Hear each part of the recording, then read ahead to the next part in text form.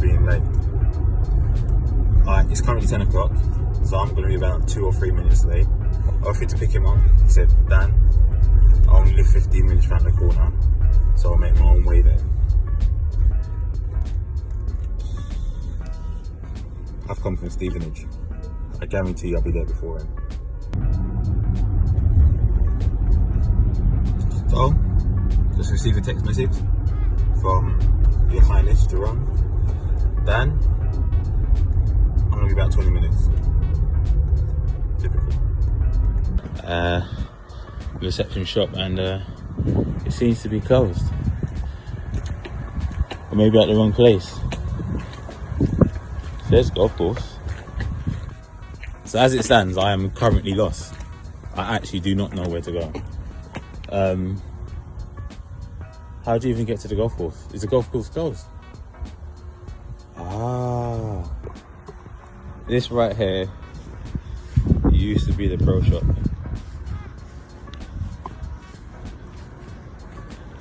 This used to be a pro shop. This used to be the clubhouse.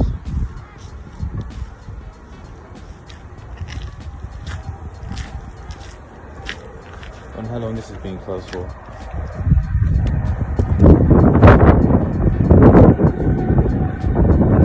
It is the clubhouse. Oh, it looks like it's still used, so there possibly some sort of membership still. I don't know if you can see inside there. Net.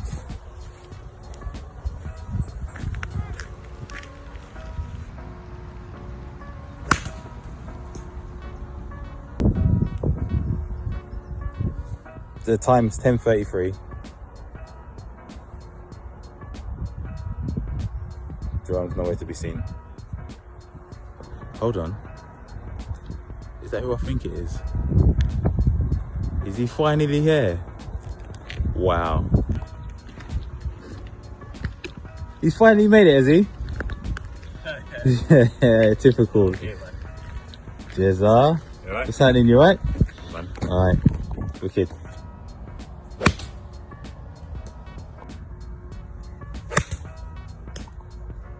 So, you said that you first joined when you was 10 years old. Yeah.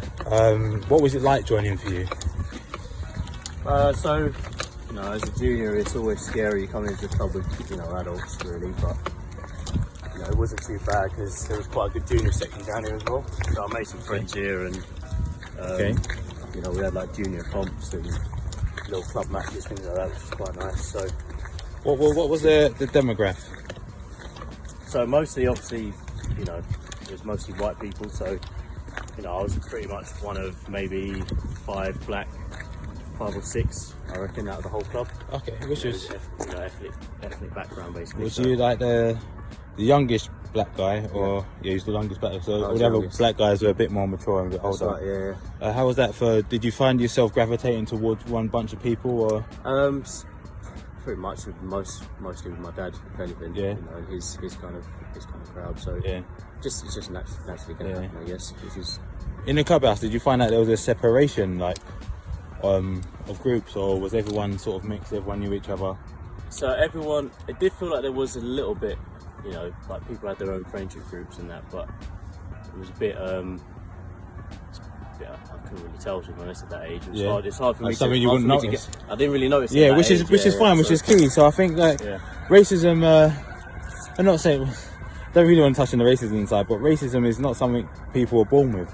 That's right. You know, it's something that they develop. So at your age, you wouldn't have recognised that. You wouldn't have been looking for that, which is key. And I think a lot of, like, again, especially like with the white kids, they're not looking at things like that. I think it's something that the senior members of the family or the parents instill or make judgment or comments on that. That makes a difference. My dad told me quite a lot about it. You know, obviously he's, you know, had way more years of experience on this. So, and then I started to see it. You know, when I started going, I got a little bit older, in my sort of mid-teens. Then I started to see it when I was going away to tournaments, and people kind of still give me that sort of look. You know, they'll just be looking at me the whole time. Yeah. You know, I'm with my mates. You know, they're all white, and everyone's looking at me. I'm wondering, why is that? Yeah. May not have meant anything, bad about it, but maybe they're just thinking, why is this guy here? Yeah, why is he here? That's kind of what it felt like a lot of the time. Do you feel that it could possibly be like a threat in terms of Tiger Woods is a black guy, and he dominated golf, especially like the era that you grew up and started playing golf. Do you feel that potentially that they were thinking, hold on a second, this guy could be like the next Tiger Woods, he could be shit hot, the fact that he's here in the first place playing competitions? Or do you think it was a case of this guy shouldn't be here? I feel like it was both, potentially, because about making it sound funny, but people used to look at me and think you look like Tiger and all that sort of thing as well. So maybe it was that kind of the interest side, or it could have been misinterpreted in different ways, I guess. But I always felt a bit uncomfortable. But do you know what's ironic and funny about that? Yeah. So do you remember when we first actually met? Yeah. And I caught up with you, and I think it was like the 15th hole, I think it was, or something like that. And I saw, because I used to see you chipping quite a lot. Yeah. And I thought, let me ask you, like, your chipping actually looked really good, but let me ask you how to chip, basically, because I was crap at chipping. I was rubbish. And what enticed me to come and speak to you is the fact that I actually thought you looked like Tiger Woods as well. I think did you base your swing model on Tiger Woods? All the time, man. Looking at Tiger Woods videos, my dad would tell you always, every 2 minutes, Tiger Woods this, Tiger Woods that. And I would always be in the mirror trying to get my swing to look like his, and even the way I finished, and then you get the club 12 as well at the end. Absolutely, I actually saw that in you. Even the way you dressed, I was like, this is like a really Tiger Woods. And I was so impressed, because I didn't even have a handicapper at that time. I didn't even know what a handicap was at that time. Yeah. And seeing this young guy, like, this looking like a total professional, practicing for hours. I even used to come here, like, see you. You'd be here when I arrived. And when I left, you'd still be here practicing, and sometimes I see your dad and mum pick you up and drop you off. Yeah, that's it. Yeah. And at that point, I knew that you was a hot prospect, and I believe that you was going to be a really good golfer, and that you currently are. Like, you've done quite a bit in golf at the moment. I think you hold correct me if I'm wrong, I think you hold a course record somewhere. I've got a junior course record at South Arts, and I've got a course record at Desire as well. Yeah. So which is fantastic, to achieve. So Mr. Magic here, look. Chip in. And there's my little baby sitting on the green here. Just see if I can pull this back level. He's currently 1 under and I'm level par.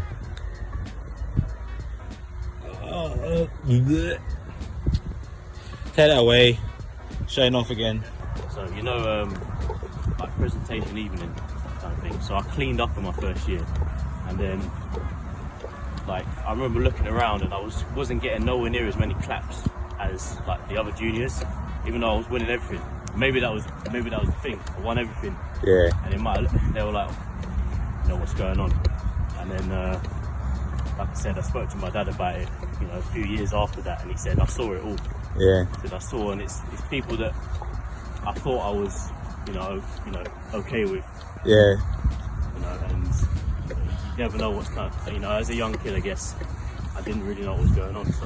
So there's two sides of it, and which is a bit frustrating. And this is why, for me, we're not having this based on a whole racist issue and a racial issue. It's more of a case of, is it talent or is it prejudice?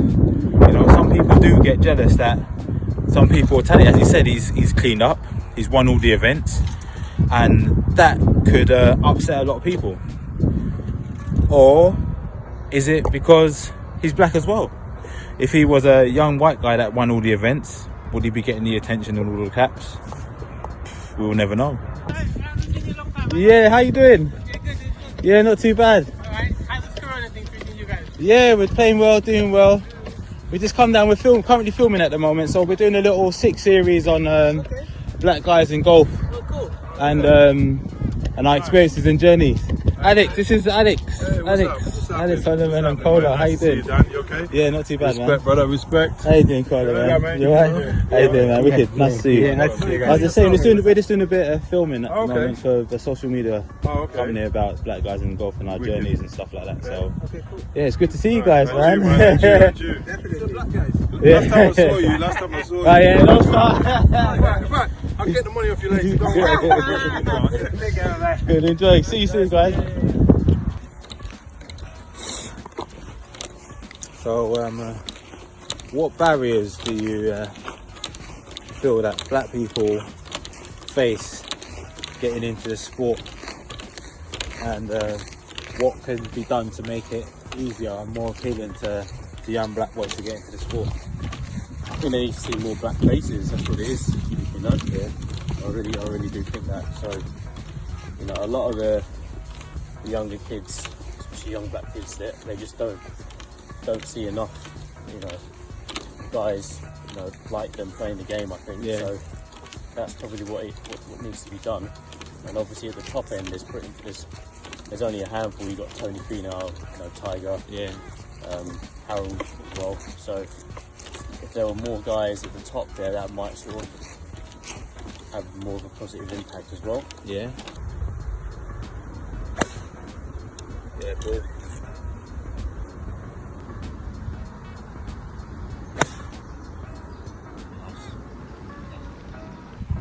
So I agree with what you're saying there, Jay. I think professional game does need to show that there are more black golfers in the industry. But the thing is, we don't want to make a point about it, so then it becomes a bit more of an issue. But I feel that we need to get the young black kids in the UK understanding that there are golf societies that are out there that they can join, that love the sport, and there are a lot of people like them that do play the sport. I feel that if I had to go and join a golf club on my own, I would have found it very difficult to do so.